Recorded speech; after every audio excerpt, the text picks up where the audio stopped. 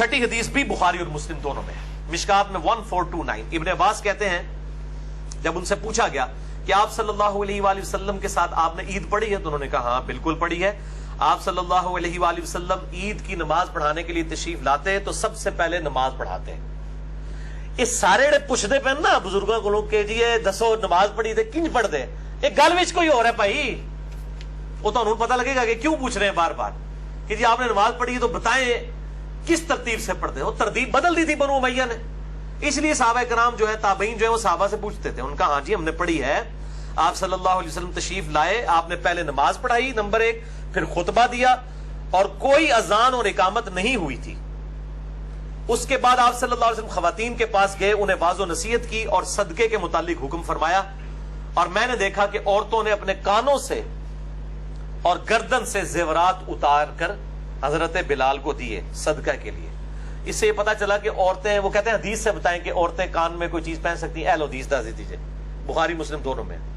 और इसी में एक तुर्क जो है ना, एक तरीक बुखारी और मुस्लिम का, उसमें अल्फाज है, आपने फरमाया औरतों मैंने तुम में सबसे ज्यादा दोजख में देखा है क्योंकि तुम अपनी खामंद की नाशुक्री करती हो, तो अल्लाह के हुजूर सदका करो। फिर औरतों ने सबसे ज्यादा सदका अपने जेवरात उतार के दे दिए। आज भी जो ये मतलब भोली भाली औरतें हैं, वो मौलवी जब तरगीब दिलाते हैं तो वो आपको पता है वो भी अपने जेवर उतार देती हैं। नबी सल्लल्लाहु अलैहि वसल्लम की मिसालें दी जाती हैं, वो तो जेवर उतरवाया जाता था तो कहीं लगता था। आप सल्लल्लाहु अलैहि वसल्लम तो अपनी वफात तक, बुखारी मुस्लिम में आता है कि अम्मा आयशा कहती हैं बाज़ का 1 महीना, बाज़ का 2, बाज़ का 3 महीने तक हमारे घर चूल्हा नहीं जलता था और 2 काली चीजों पर गुजारा होता था, नंबर 1 खजूर और नंबर 2 पानी। और खजूरें भी कोई पेटियां नहीं, 2 खजूरें सुबह 2 शाम के वक्त, 1 पानी का प्याला मीठा सुबह के वक्त, 1 शाम के वक्त। वहां तो मीठा पानी भी इशू था, कड़वा पानी होता था, इतनी दूर से भर के लाना पड़ता। तो हमारे नबी की ज़ोहद की जिंदगी गुजरी है सल्लल्लाहु अलैहि वसल्लम। आज उनकी मिसालें पेश करके तो ये जो चंदे हथियार हैं औरतों से और मर्दों को एक्सप्लॉइट कर रहे हैं और उससे अपनी जदादें और अपना लिविंग स्टैंडर्ड इन्होंने मेंटेन किया हुआ है, तो इनको शर्म करनी चाहिए।